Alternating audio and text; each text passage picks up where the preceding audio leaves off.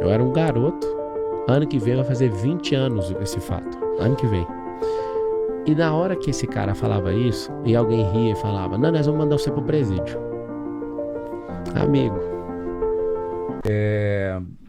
Houve um processo. Esse processo, ele correu por 13 anos. 13 anos. E houve, aliás, antes do processo, houve um inquérito, não é? Você não tinha advogado te acompanhando? Primeiro eu chamei o advogado do Estado, né? Sim. Meu pai foi lá, Defensor pediu... público. O defensor público. O defensor chegou e falou assim, isso aqui é complicado demais para eu fazer, isso aqui vai demorar muitos anos, é melhor você contratar um advogado. E indicou um advogado. O advogado veio, cobrou R$2.000. Você acredita que eu não tinha R$2.000 para pagar? Aí o que aconteceu? Ele deu a entrada, foi fazer as coisas, um advogado de Brasília. E aí eu nunca mais olhei o processo. Ele correu a revelia. Nunca mais. O processo levou 13 anos. Sim, mas antes do processo, no inquérito, o escrivão, ou o delegado, o responsável pelo inquérito, isso foi um crime federal? Porque é a Polícia Federal, né? Polícia Federal, ou Sim. seja, o escrivão da Polícia Federal, ele, eventualmente, quando vê que a pessoa não tem nenhum envolvimento, ele arquiva. Então, só que é o seguinte... Não tinha ninguém acompanhando isso? Então, não tinha essa defesona técnica, tinha do Estado, ele Sei. falou que isso ia ser complicado. Eu lembro de tomar pressão o tempo inteiro. Se você não ajudar a esclarecer isso aqui, você vai pro presídio. Eu falei, Deus me livre disso aqui. Não, eu arrumava computador e fazia isso. Eu era funcionário do cara por R$350. Hoje que eu vim pensar, depois de tanta notícia sobre isso, eu fiquei pensando, mano, eu tinha que ter processado esse cara, mano. E ganhado o direito trabalhista e ganhado um monte de ação em cima disso, de danos morais e tudo, né? Só que prescreveu, né? Claro. Eu fiquei 5 anos na faculdade, mas veio essa ideia agora. Poxa, eu tinha que ter processado esse cara. No final da sentença, tá escrito assim, Flávio, na sentença, Pablo não obteve lucro com isso. Na própria sentença? Tá escrito na sentença. Só que... Mas por que te condenou se você não tinha... Não tinha defesa. Porque não tinha defesa.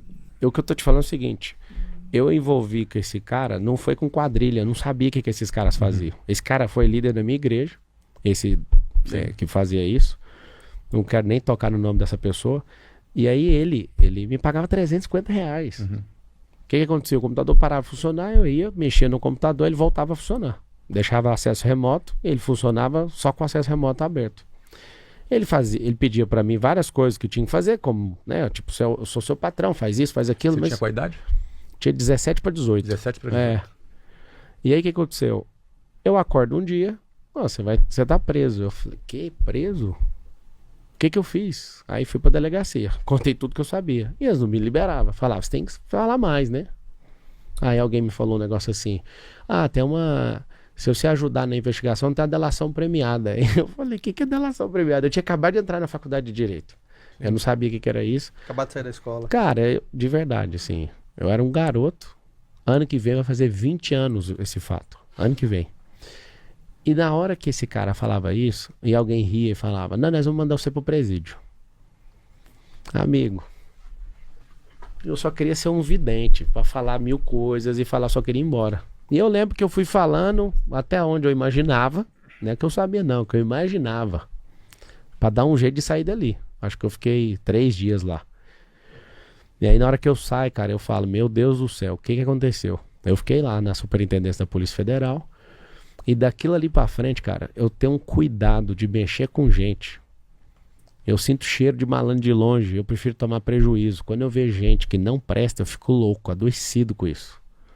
Você pode checar nos meus negócios, cara. Não aceito pagar propina. Tem imóvel, tem loteamento meu que não sai, porque tem que pagar uma propina. Eu falo, desculpa a palavra, foda-se, mas eu não vou pagar. Tem gente que fica falando, você tem uma denúncia aqui, eu arrumo pra você. Pode deixar a denúncia, não tô nem aí. Os caras são malvados no sistema, eu não curvo a minha cabeça. Então assim, nesse período eleitoral as pessoas vão pegar muito nesse assunto, porque é onde, como se eu tivesse que dar explicação. E eu lembro até hoje, o dia que eu descobri que esse negócio saiu desfavorável para mim, esse processo. Minha mãe encontrou esse cara na rua. Aconteceu lá, a gente não acompanhava o processo, eu larguei de mão. E eu, de verdade, eu orava e falava, Deus, você sabe que eu sou inocente, eu não vou nem olhar isso aí. Aí eu lembro da minha mãe chegando triste em casa, saiu, você foi condenado. Eu, meu Deus do céu. E aí depois, cara, esse negócio ficou lá, eu nem fui atrás. E aí chegou um dia, tá escrito assim, foi prescrito. Porque eu não tinha nenhuma nenhum problema com a Mas justiça. você recorreu e ganhou tempo? Não, eu recorri, foi- não fiz nada. Tô te falando, fiz nada. Eu tenho que falar a verdade. Eu sinto me senti abençoado.